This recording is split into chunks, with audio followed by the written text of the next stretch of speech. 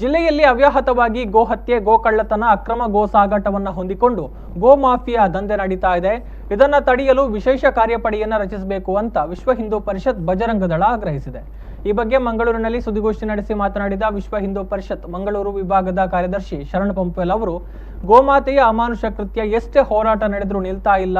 ನಿನ್ನೆ ಬೆಳಗಿನ ಜಾವ ಅಕ್ರಮ ಗೋ ಸಾಗಾಣಿಕೆ ನಡೀತಾ ಇರುವ ವಿಷಯ ತಿಳಿತಾ ಇದ್ದಂತೆ ಬೆನ್ನಟ್ಟಿದವರ ಮುಂದೆಯೇ ಗೋವಿನ ಕರುಗಳನ್ನು ರಸ್ತೆಗೆ ಎಸೆದು ಹಿಂಸೆಯ ಜೊತೆಗೆ ಅಮಾನವೀಯತೆಯನ್ನು ತೋರಿಸಲಾಗಿದೆ. ಇಂತಹವರಿಗೆ ತಕ್ಕ ಪಾಠವನ್ನು ಕಲಿಸಿ ಅಂತಹವರ ವಿರುದ್ಧ ಕ್ರಮ ಕೈಗೊಳ್ಳಬೇಕು.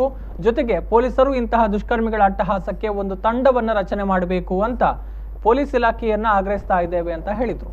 ನಿನ್ನೆ ಬೆಳಗಿನ ಜಾವ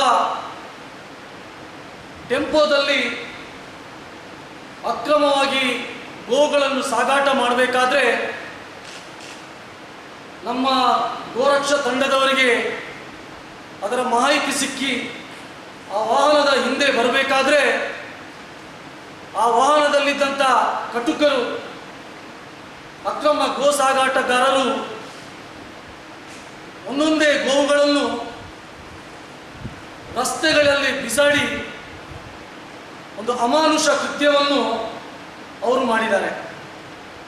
ತಮ್ಗೆ ಗೊತ್ತಿರ್ಬೋದು, ಕಾಪಿ ಕಾಡಿನಿಂದ ಹಿಡಿದು ಕಾಪಿ ಕಾಡಲ್ಲಿ ಕುಂಟಿಕಾನ, ಕೆನರಾ ಹೈಸ್ಕೂಲ್, ಉರ್ವ ಹಾಗೂ ಮಣ್ಣಗುಡ್ಡೆ ಗುರ್ಜಿ ಸರ್ಕಲ್ ಬಳಿ ಹಿಂದೆಯಿಂದ ಅದರ ವಾಹನದ ಬಾಗಿಲನ್ನು ತೆಗೆದು ಒಂದೊಂದೇ ಕರುವನ್ನು, ಸಣ್ಣ ಸಣ್ಣ ಕರುಗಳು, ಅದನ್ನು ರಸ್ತೆಗೆ ಬಿಸಾಡಿ ಈ ರೀತಿಯ ಕೃತ್ಯವನ್ನು ಮೆರೆದಿದ್ದಾರೆ.